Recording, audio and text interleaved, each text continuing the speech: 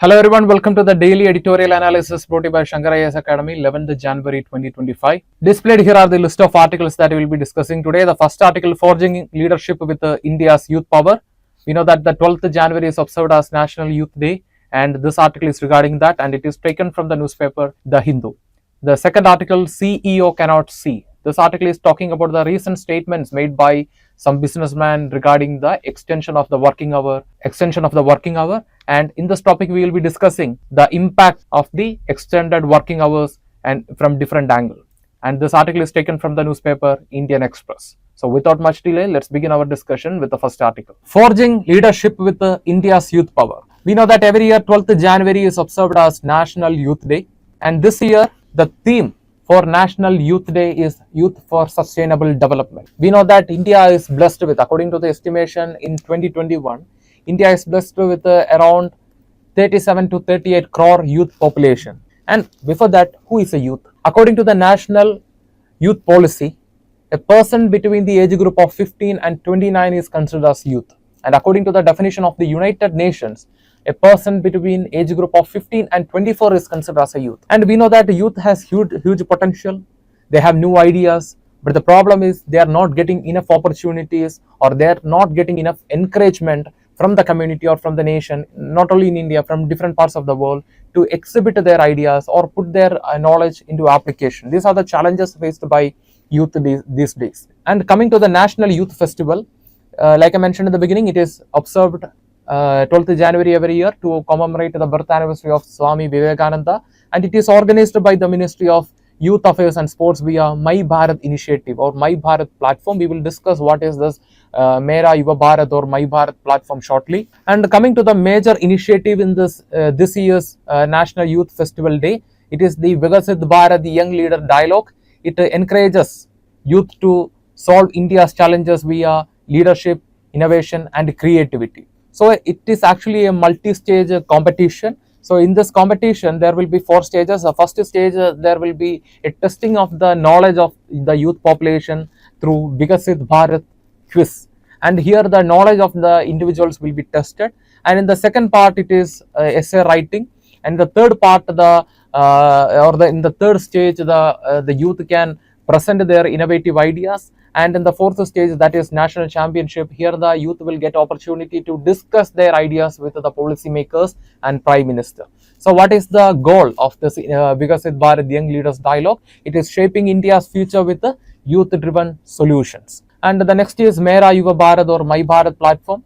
It is an autonomous body under the Ministry of Youth Affairs and Sports, and it engages youth in nation building, leadership and community welfare. So other major objectives of this platform or this body is to encourage youth. That means encouraging the youth population in nation building. For example, this year itself, we can see the theme itself is encouraging the youth role in attaining the sustainable development goal. And we also has another goal, that is Viksit Bharat 2047. So we have to make India a developed nation by 2047. So we have very short time. So therefore, it will be this is a best time to utilize the potential of the young population in India. And the next objective of this Mera Yuva Bharat is promoting leadership. That means encouraging the youth people to take up problems in the society, the problems in the governance, and encouraging them to give innovative ideas or youth driven ideas. And finally, providing growth opportunity, that is providing proper mentorship regarding their career or regarding their field of knowledge, and organizing workshops to encourage their skill and bring up their ideas, and other educational programs. And the next objective is addressing challenges. For example, solutions regarding education, health and environment. So we can encourage the youth population to take up these issues, and we can use, or we can put their knowledge into application to find solutions for solutions in to the problems in the field of education, health and environment. And for example, recently the students in IIT, they developed a technology called Garbini. This is a best example. So they developed a technology called Garbini, which this technology will be useful in predicting the health of a pregnant lady. So this will play an important role in reducing the maternity mortality, in reducing the maternal mortality or infant mortality in the upcoming days. And at the same time, you can see that environment regarding solutions. So recently the students from IITs and other big institutions, they have developed many bacteria to that can digest plastics and all. So this kind of developments is happening on one side of the nation, but we have to give them opportunity to bring up all these initiatives to the mainstream. So this National Youth Festival Day will be an opportunity for this youth population to exhibit their potential and skill. And finally, launch supportive initiatives, for example, youth led projects for local and national level impact. So for example, we have NGOs with innovative ideas, so we can encourage them. What are the key features of this Mera Yuva Bharat? First is digital integration and inclusivity. That means this can be accessed online. So therefore it will be accessible to the youth population living in the remote or backward area. And finally, giving mentorship and networking opportunities, like I mentioned before. We can encourage the students through proper mentorship in their field of knowledge. And finally, nationwide reach across underdeserved areas. So this is also related to the inclusivity, which means the people from the rural or other difficult terrain can also access the platform. So coming to the role of this National Youth Festival Day in national development. First is skill development. So we, like I already mentioned, the students will get an opportunity, or the youth people will get an opportunity for mentorship. They can take up the projects which can bring a positive impact in the society or in the nation. At the same time, the youth population will also get opportunity to enhance their leadership skill, and they will be getting a platform to exhibit. We know that the third stage of the the Viksit Bharat, the young leadership dialogue itself, is presenting the innovative ideas, and at the same time they can meet the policy makers and prime minister. And finally, the digital literacy. The best example is Mera Yuva Bharat or My Yuva Bharat platform, and inspiring changes. For example, another objective of the National Youth Festival itself is encouraging the youth population to take up the social issues or other issues in the field of environment and technology. Therefore, here also they will get an opportunity to exhibit their skill and potential in their own field. And finally, the youth collaboration. For example, the youth in the National Youth Festival Day, the youth from different parts of the world will come together, and there will be opportunity for cultural programs. So this will bring a national unity in the nation, so which plays an important role in attaining the Viksit Bharat by 2047. And finally, the government support. Like I mentioned at the beginning, they will get opportunity for mentorship. They can take up projects which can bring in societal or national positive impact. And at the same time, we have a Ministry of Youth Affairs and Sports, which is there to look after the issues and challenges of the youth population. So in this topic, we discussed the importance of National Youth Festival Day and why it is celebrated, and what are the objectives of or major initiatives that we have for this year. So based on our discussion, try to answer this mains practice question. The question is, discuss the significance of National Youth Festival and Viksit Bharat, the Young Leaders Dialogue, in the context of India's vision for a developed future. How do these initiatives contribute to engage youth in nation building and shaping India's future? So this question has two parts, but the question is the two parts are almost demanding the same answer. So what is the importance or the significance of the youth population? What is the significance of the National Youth Festival, and how it will help us in attaining the goal of developed nation. So like I mentioned in the discussion, they will get opportunity to take up projects, they will get opportunity to exhibit the skill and knowledge, they will get opportunity to meet the policy makers. At the same time, it will bring national unity. So this will be the positive impact or the significance of this National Youth Festival Day. And through this, we can encourage the growth and development of the nation. Thereby we can attain we hope that we can attain the goal of Viksit Bharat by 2047. So these are the significance of this National Youth Festival and Viksit Bharat, the Young Leaders Dialogue. So if they ask a separate question about Viksit Bharat, the Young Leaders Dialogue, it is a multi-stage competition which provides opportunity to test the knowledge and skill of the individuals. At the same time, they will get opportunity to exhibit their innovative ideas and meet proper mentors, and they will also get opportunity to put their knowledge into application. So this will be the and these are the major points that we have to address while answering this question. So I hope you will write the answer for this question, and it is a 15 marks question, and you have to, and it is a 15 marks question, and you have to write around 250 words, that means 3 pages. And at the same time, try to mention the major challenges faced by the Indian youth population. If possible, try to address certain initiatives taken by the government of India to encourage the youth population and their welfare. So you can answer the question, and you have to answer for 3 pages, that is around 250 words, and post it in the comment section. We will review and reply for your answer. Now it's time to move to the next topic. CEO cannot see. The article is taken from the newspaper Indian Express. We know that the work culture has changed a lot, especially since the 1970s with the rapid development in the field of information and technology. And therefore, the workers' problem has also become more complex, and it needs a new consideration. And the government is addressing these issues recently.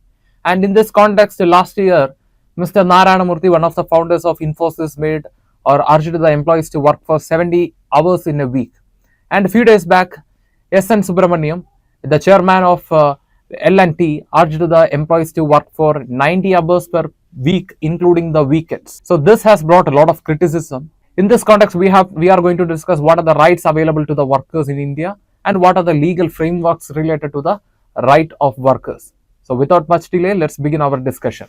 First, we will start with the constitutional provisions. Article 91, Clause 1, Subclause G, it talks about the right to practice any profession, business or trade that will not affect the public morality or the social order. And then we have the directive principles from Article 39A to 51A. So this set of articles gives direction to the states while framing a policy. And this directive principles of the state policy, DPSP of India, is influenced by 3 major principles. First one is Gandhian principle, second one is liberal intellectual, and the third one is socialist principles. And if you look that this directive principles of the state policy emphasize just and human working condition, equal pay, and workers' participation in the industrial management. For example, Article 43A talks about the workers' participation in the industrial management. And Article 39 talks about the equal payment for both men and women. At the same time, Article 42 talks about the humane working condition, which is very essential for the safety and the health of the workers. And the next, we are going to see the important labor laws in India. The first one is Factories Act 1948. And this act regulates the working hours, safety, and also ensures health and welfare of the workers. And then we have the Industrial Dispute Act 1947. This provides provisions regarding the dispute resolution between the employer and the employee. But at the same time, this Industrial Dispute Act bans or prohibits illegal strikes or unjust revolt or extreme revolts in the working place. Then we have the Employees Provident and Miscellaneous Act in 1952. This provides social security to the workers, and this act provides provision for provident fund. So what is meant by this provident fund? Provident fund is nothing but the retirement saving of the workers, and to this provident fund a contribution will be made by both the employer and the employee, and after the retirement from the work, the employee can get this provident fund. It will be a huge amount. And next we have the Payment of Wages Act in 1936. This act provides provisions regarding on-time payment to the workers. And then we have the Minimum Wages Act in 1948. This act provides provisions regarding fixation of minimum wage across different sectors, and this minimum wage will be fixed by the government, and after a certain period, that means the minimum wage will be periodically revised based on the cost of living and inflation in the economy. And then we have the Code on Wages 2019. Actually, it is a consolidation of various wage laws, and this Code of Wages provides minimum floor wage to the workers. And then we have the Occupational Safety and Health Code 2020. This provides provisions regarding the working conditions and the safety of worker, and it covers both the organized and unorganized sector. And then we have the Sexual Harassment of Women at Working Place Act 2013, and this act is formed based on the Vishaga guidelines given by the Supreme Court in the year 1997, and this provides provisions to prevent or take proper actions regarding the sexual harassment happening in the workplace. For example, there should be a committee in every institutions to address the issues the harassment faced by the workers in that particular institution. And it also provides provisions regarding the protection and the safety of people who filed the complaint. And coming to the global framework, India is a signatory to the ILO, that is International Labour Organization. So International Labour Organization is the only UN organization which brings employer, employee and the nations together. And India is one of the founding members of this ILO, which was founded in the year 1990. And coming to the other rights of the workers in India, the workers has right to equal treatment at the workplace. The workers has a right to safety, which means workers should be treated properly in the working condition. They should not have a overworking time. At the same time, they should not be exploited in the working area.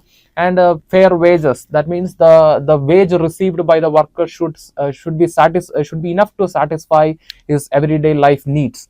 And the workers has the right to form unions. Yes, here also we have the working unions in India. And if you trace the history, we can see since 1920s we have the trade union.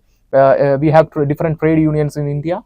And we have and in India the workers has the right to paid leave. The best example is maternity or paternity leave. And the workers the right to work-life balance. So that means that is one of the major issues that will be found violating in the statements made by Narayana Murthy and Subramaniam. So we know that if the workers are working for more than 12 hours, for example, these days the workers are working for 70 hours in a week. That means every day they are working for 12 hours. If they are working for 12 hours means for another 8 hours they need at least good sleep, right? But according to the principle, the work should not exceed more than 8 hours. And there should be an availability of 8 hours for leisure and 8 hours for self-development. But if you increase the working hour, definitely the workers will lose opportunity to maintain their another part of life. For example, their family relations will be affected. They will not get opportunity to develop their skill, and eventually they will also have a lot of psychological health issues. We will discuss all that in the upcoming PPT. And finally we have the right to grievance redressal. That means in every institution or in every working place there should be a platform or a committee to address the problems or the issues faced by the workers. For example, the Vishaga guidelines for the Sexual Harassment Act of 2013 provides a special committee in every institution to address the harassment faced by the workers in the working place. And now we are going to see the impact of the extended working hours. We know that Mr. Subramaniam and Narayana Murthy, they are asking the employees to work for 70 hours and 90 hours respectively, right? So it has a lot of impact. First one we are going to see the physical and the mental health impact. The workers working for the long hours will experience fatigue, sleep deprivation. For example, 1 week they will be working for 12 hours in the night. Another 1 week they will be working for 12 hours in the morning. So their sleeping cycle, their biological clock itself will be affected. And the stress disorder, so stress and this kind of issues will lead to hypertension, and eventually hypertension will lead to cardiovascular problems and reduced productivity. So the here you can see the chairman of L&T. He said that extended working hour or the long working hour is important for professional excellence or to improve the productivity of the workers. But you can see if you extend the working hour beyond a limit, the workers will experience burnout. Eventually they will not get enough time to train themselves, therefore their skill or their potential will be, or their efficiency will be affected, and eventually they will experience mental fatigue and other issues. And next will be the impact on the work-life balance. For example, if a person is working for more than 10 hours or more than 12 hours, definitely he will have stress and other mental pressure. So eventually that will affect his or her family relation and neglected responsibilities. For example, if you look, if the parents are too much occupied with the work, definitely they will not get opportunity to take care of their children, which will result into a further complication in the next generation. And missed opportunities, like I mentioned in the beginning, they will not get opportunity to take self-care. So this will also be affected. And now we are going to see the psychological impact, dissatisfaction. For example, if a person is working for more than 12 hours or 10 hours per day, then he is not getting enough salary, and at the same time this will eventually affect his mental health, and his entire life will he will experience dissatisfaction, because he is working for a minimum wage, for working for a long period for a minimum wage, and this will not be enough for sometimes his satisfy his basic needs, and this can bring a kind of dissatisfaction in his life that will eventually lead to stress and frustration. And sometimes it can also lead to decreased morale, absenteeism, and turnover. So these are the psychological impact of the extended working hours. And the next will be gender inequality. So we know that the even though the women are working more than men, sometimes in certain institutions they will not be paid in a reasonable way. So this kind of issues will happen. And the lack of skill development, that means if a person is working for 12 hours per day, and even if he is working for in the weekends, then definitely he will not get opportunity to develop his skill, or he will not get opportunity to train himself to the next stage of the work. So eventually it will affect the efficiency of the worker. And the safety concerns, so for example, the increased risk of accidents in working institutions which demands the physical work.